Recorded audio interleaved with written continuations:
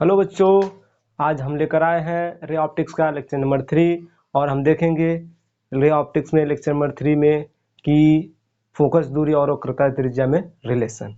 इसके पहले हम लोग 2 लेक्चर देख चुके हैं। अगर जिन्होंने नहीं देखा होगा तो डालिएगा physics 2.0 by Rahul sir ray optics lecture number 2। ठीक है, इसके पहले का आपको वीडियो मिल जाएगा। तो चलिए हम लोग वीडियो को स्टार्ट करते हैं, देखते हैं रिलेशन में क्या होता है दर्पण का फोकस दूरी तथा वक्रता त्रिज्या में संबंध। ठीक है, चलिए। तो हमारा आज का टॉपिक है दर्पण की फोकस दूरी तथा वक्रता त्रिज्या में संबंध। ठीक है, वक्रता त्रिज्या में संबंध, रिलेशन बिटवीन।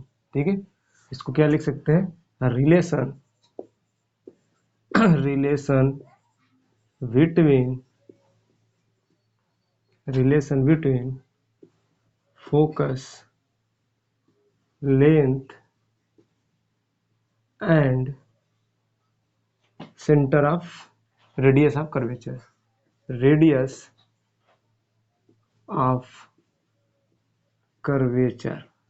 ठीक है, ये हमारा टॉपिक है। तो ये हमारा टॉपिक आज का है और इसमें हम सीखेंगे कैसे रिलेशन निकलता है। आइए स्टार्ट करते हैं और आगे हम लेकर चलते हैं। फर्स्ट ऑफ ऑल आपको हम बनाते हैं, हम लोग देखेंगे किस पे, कनकेव मिरर देख लेते हैं। ठीक है,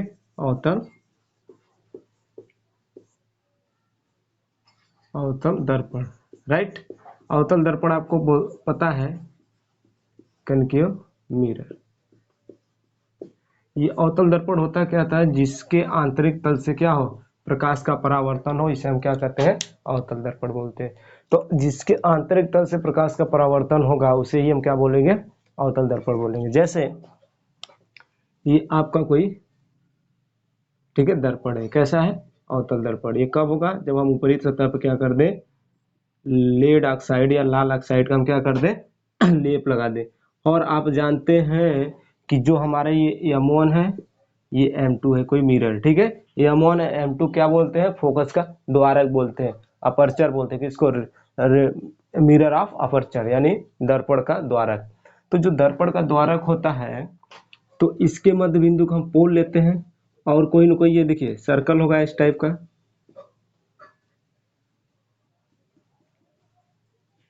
है ना, ये थोड़ा सर्कल होगा, सर्कल जैसा होगा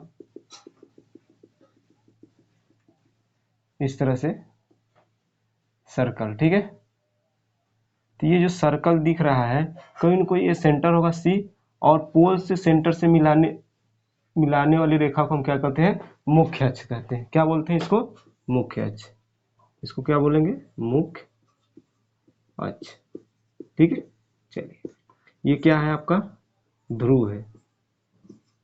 ठीक है, ये आपका क्या है, M2, ये आपका क्या है, दर्पण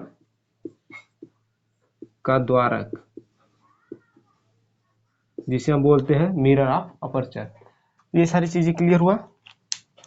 जो ये आपका C, ये C क्या है, सेंटर ऑफ कर्वेचर, यानी ये आपका केंद्र है, किसका, दर्पण का केंद्र या वक्रता केंद्र भी बोलते हैं। और इन दोनों के बीच की दूरी क्या होती है, R होती है। ठीक है, चलिए कंसीडर कीजिए, ये है आपका, और हम इसे बाहर लाते हैं, ये इस फॉर्मेट में है। ठीक है ना, चलिए, ये मैंने मिरर बनाया है ना। चलिए देखिए, ये मिरर हो गया आपका, ये आपका मुख्य अक्ष हो गया जो अभी अभी ये बनाया गया है। अब कोई लाइट फॉल कराया गया यहाँ पे, ऐसे लाइट आया, ठीक है, ध्यान रखिएगा, ये लाइट आया, जब यहाँ पे क्या होगा, टकराएगा, तो परावर्तन के बाद मुख्य अक्ष के किसी एक पॉइंट से जाएगा, मुख्य पॉइंट के किसी एक पॉइंट से जाएगा, तो इसे C बोलेंगे। और ये के का क्या होते,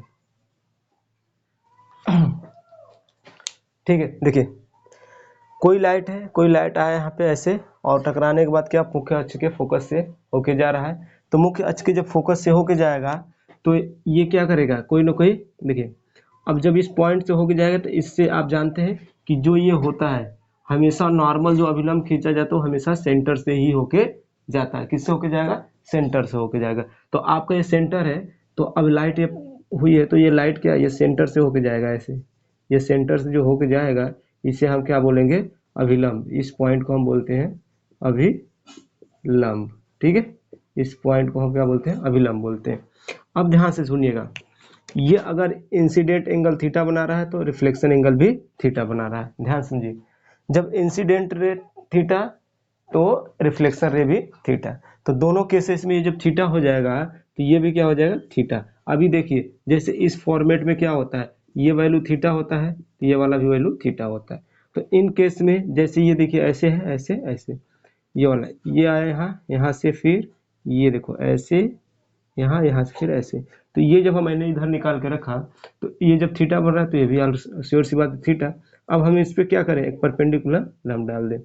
तो आपको पता है ये यहाँ से यहाँ तक की दूरी, जैसे ये, ठीक है, ये दूरी है तो ये दूरी r है, तो इसको हम बीच में से कट कर देंगे किसी पॉइंट पे, ऐसे कट कर दिए तो ये r/2 हो जाएगा, यानी ये r/2 हो जाएगा और ये भी r/2 हो जाएगा। तो इसके रिस्पेक्ट में ये क्या मिल जाएगा, हमें r/2 मिल जाएगा। अब ये आपको पता है कि जिस पॉइंट से, मुख्य अक्ष के जिस पॉइंट से होके जाता है उस पॉइंट को हम बोलते हैं फोकस, और उस पोल से फोकस के बीच की दूरी को हम क्या कहते हैं, एफ बोलते हैं, ठीक है। अगर ये दूरी हमें नहीं पता है तो इसे हम क्या मान लें, एक्स मान लें। आपको पता है सेंटर और मिरर के बीच की जो दूरी होती है इसी को हम आर लेते हैं। ये सारी चीजें धीरे धीरे क्लियर हो गई, तो आगे ले चलते हैं, ध्यान से देखिएगा। अब देखिए कोई ना कोई त्रिभुज बन रहा है, कैसा त्रिभुज बन रहा है, ऐसे देखिए, ये ऐसे है, ये ऐसे इस फॉर्मेट में बन रहा है, ये थीटा बन रहा है, ये यक्स बन रहा है, ये r/2 बन रहा है। तो आपको पता है cos थीटा बराबर क्या होता है, cos थीटा बराबर होता है, ठीक है, सॉरी, cos थीटा बराबर होता है लंब बटे आधार बटे कर्ण। तो आधार आपके इसके सामने ये लंब हो गया, तो ये आधार हो गया, ये कर्ण हो गया। तो आधार बटे कर्ण, सॉरी, है ना, सबसे बड़ी भुजा। तो अब ये हो गया।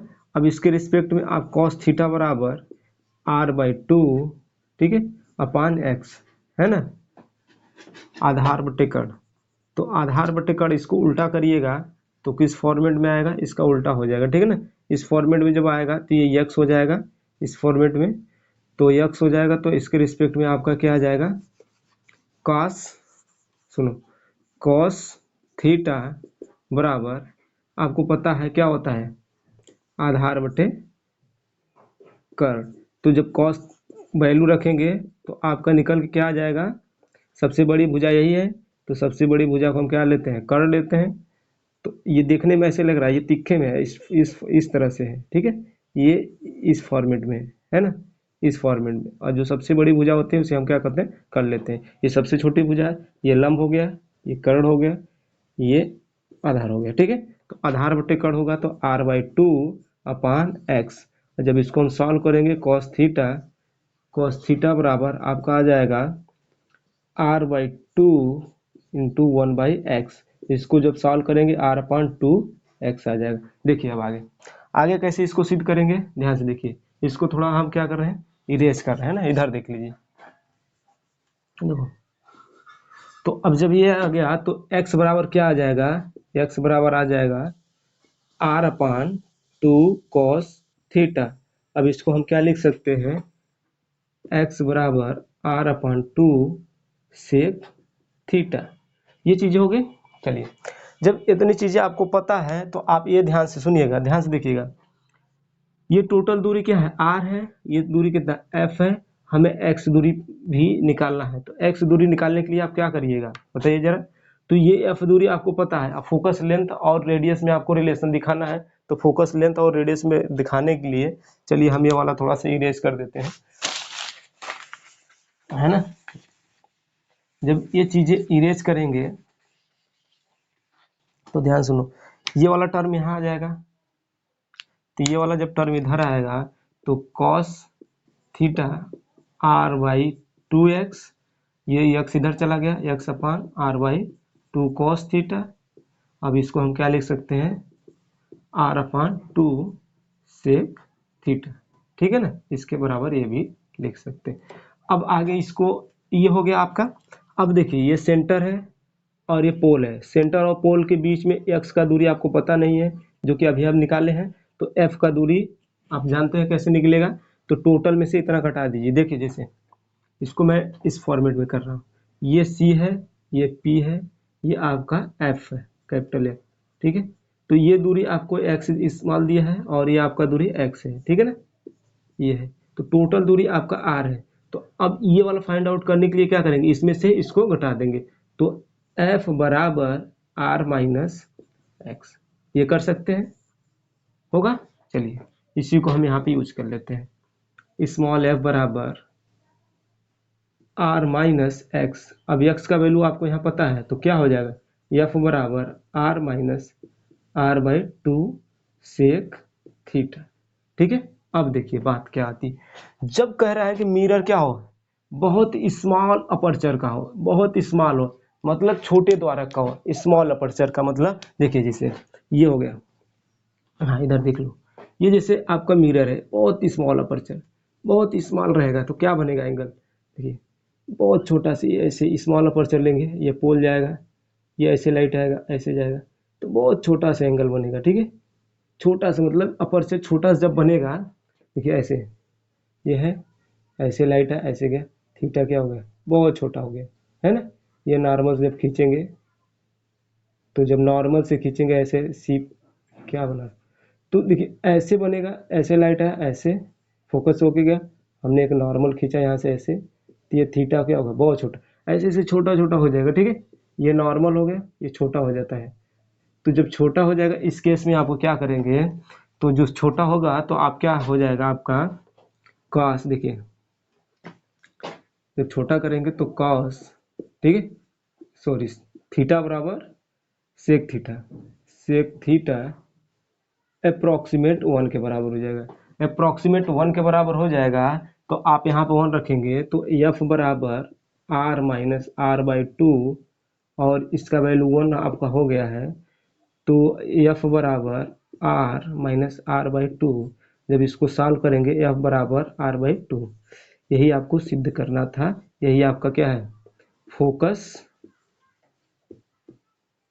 दूरी, यही आप फोकस दूरी निकाल सकते हैं। आपको पता है कि जब स्मॉल अपर्चर रहता है तो जो फोकस होता है वो रेडियस के आधा हो जाता है। लिख देते हैं यहाँ पे, देखिए जो फोकस दूरी होता है इस दर्पण के,